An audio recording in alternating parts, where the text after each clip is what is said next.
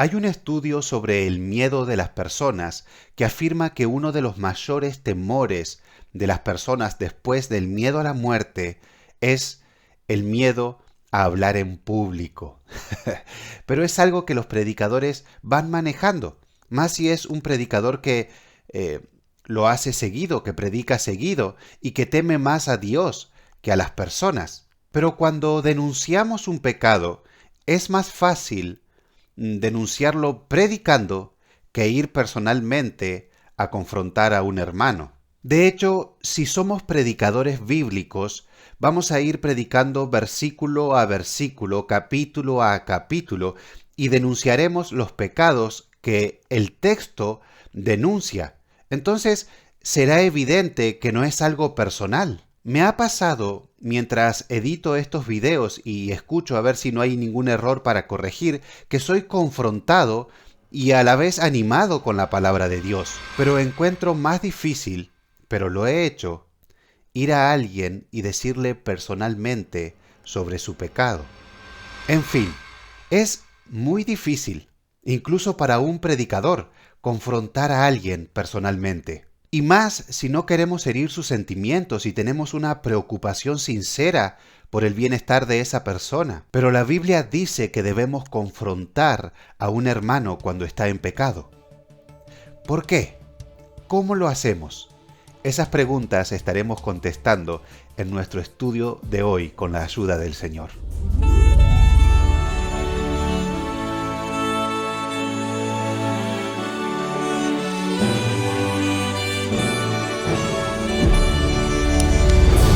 Hola a todos, espero que anden bien, que el Señor les bendiga. Lo primero que nos vamos a preguntar en nuestro estudio es ¿por qué exhortar a mi hermano personalmente? ¿Realmente debo confrontar a mi hermano? Y la respuesta bíblica es sí. Y hoy quiero presentarle 3 argumentos que tienen que ver con el amor. Primero, debo confrontar a mi hermano por amor a Dios. Jesús dijo, si me amáis, guardad mis mandamientos. Y Él enseñó a que debemos confrontar a el hermano personalmente. Fíjese lo que enseña en Mateo 18:15. Dice, por tanto, si tu hermano peca contra ti, ve y repréndele. Fíjese, ve y repréndele, estando tú y él solos. Este es el primer paso.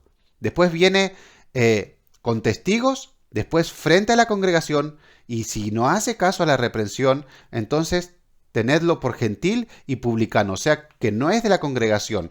O el apóstol Pablo diría, entréguenlo a Satanás. Pero este es el primer paso. Ve y repréndele estando tú y él solos. Si te oyere, has ganado a tu hermano. No es para hacerle mal. No es para dejarlo en vergüenza por esos solos. Es para ganar al hermano.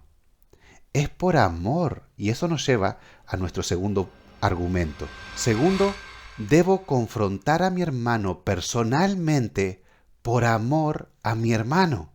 Fíjese cómo termina la carta de Santiago. Dice, hermanos, si alguno de entre vosotros se ha extraviado de la verdad y alguno le hace volver, sepa que el que le haga volver al pecador del error de su camino, salvará de muerte un alma y cubrirá multitud de pecados. ¿Acaso quieres que tu hermano se pierda las bendiciones de Dios? ¿O que sea castigado por Dios por su pecado? Entonces, por amor, debes exhortarle personalmente. Tercero, debo confrontar a mi hermano por amor a la iglesia de Dios. Note cómo el apóstol Pablo en 1 Corintios enfrenta un pecado muy grave y las razones que nos da. Dice, es terrible que se jacten sobre dicho asunto. ¿No se dan cuenta de que ese pecado es como un poco de levadura que impregna toda la masa? Desháganse de la vieja levadura, quitando a ese perverso de entre ustedes. Entonces serán como una nueva masa preparada sin levadura, que es lo que realmente son. Cristo, nuestro Cordero Pascual, ha sido sacrificado por nosotros. El pecado infla, el pecado infecta a la iglesia. Y más adelante dice, cuando les escribí anteriormente, les dije que no se relacionen con personas que se entregan al pecado sexual. Pero no me refería a los incrédulos que se entregan al pecado sexual o son ávaros o estafadores o rinden culto a ídolos. Uno tendría que salir de este mundo para evitar gente como esa. Lo que quise decir es, no se relacionen con ninguno que afirma ser creyente y aún así se entrega al pecado sexual o es avaro o rinde culto a ídolos o insulta o es un borracho o estafador. Ni siquiera coman con esa gente. No es mi deber juzgar a los de afuera, pero sí es responsabilidad de ustedes juzgar a los que son de la iglesia y están en pecado. Es responsabilidad de ustedes, dice el apóstol Pablo.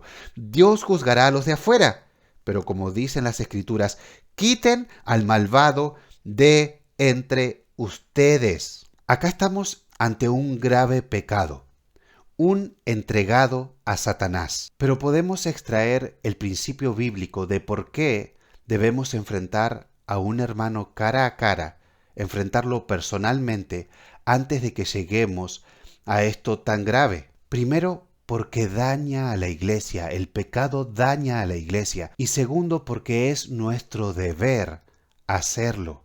Si realmente decimos que amamos al hermano, si realmente amamos a la iglesia de Dios, si realmente amamos a Dios, debemos exhortar personalmente.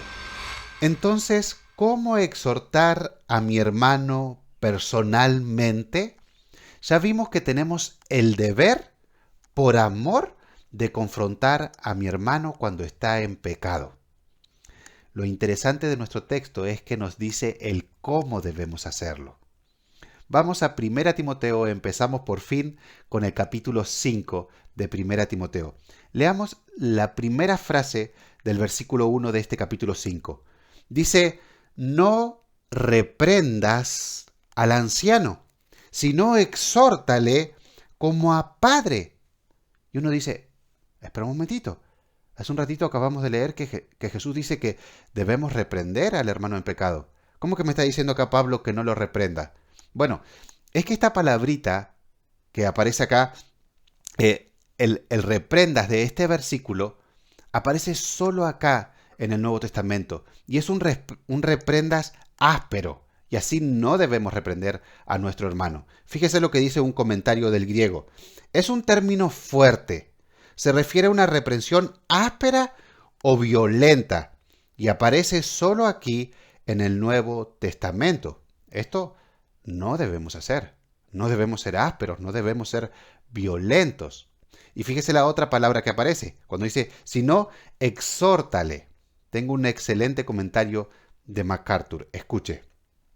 Puede significar, esta palabrita en el griego, exhórtale, animar, exhortar, demandar o apelar.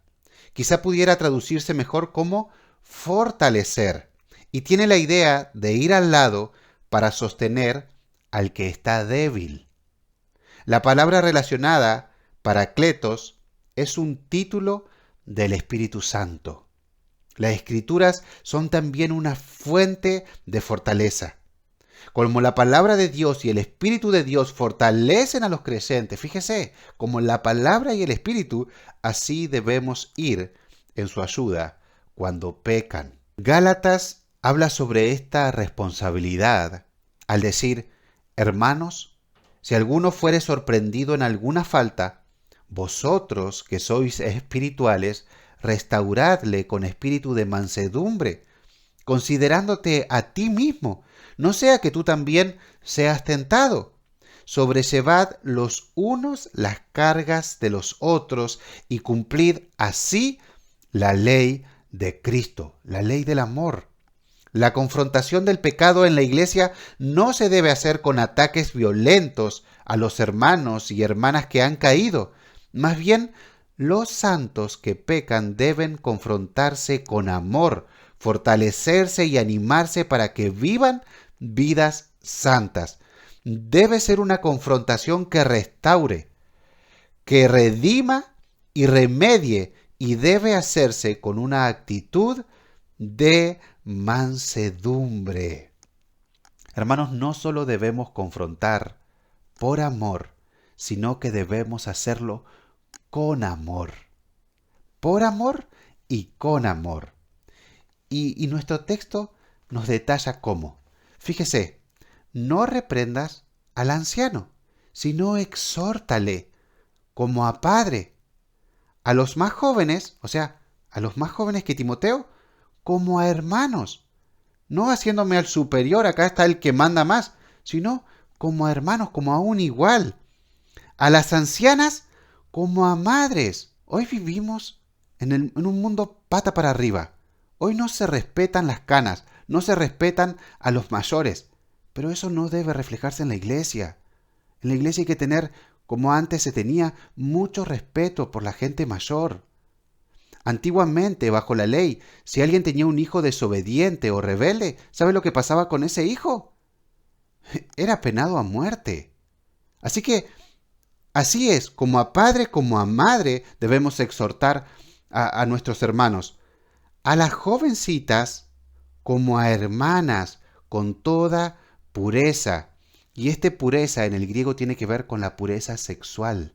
Realmente debemos tratar a nuestras hermanas mujeres, los hombres, como a hermanas. En conclusión, debemos confrontar al hermano que se encuentra en pecado. Es un deber que lo hacemos por amor y que lo hacemos en amor. Ahora, en la iglesia, en una congregación cristiana, hay pecado. ¿Qué somos los cristianos? Somos pecadores perdonados por Dios que estamos en un proceso de santificación. La Biblia también advierte que en la iglesia hay inmaduros, hay débiles en la fe. Y Jesús advirtió muy claramente en sus parábolas que aún dentro de las congregaciones cristianas y aún muchos que se identifican con el cristianismo son falsos, lo que hará mucho más difícil la tarea de amarnos y exhortarnos en amor. Pero nuestro ejemplo es Cristo, que nunca pagó mal por mal. Y quiero hablarle personalmente a todo aquel que esté escuchando este mensaje, a todo aquel que esté viendo este video.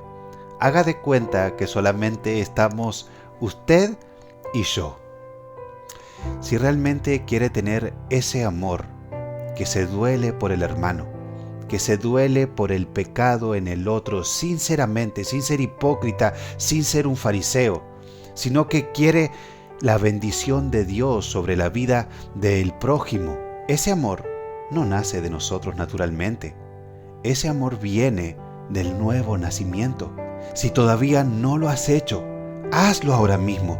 Pídele a Dios que te salve. Él es poderoso para hacerlo.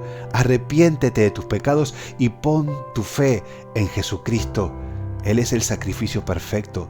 Él quita el pecado del mundo. Solo Él es el sustituto perfecto. Él puede borrar tu cuenta y darte una cuenta nueva y una vida nueva que viva para su gloria. Solo Él puede hacerte vivir la vida cristiana como corresponde.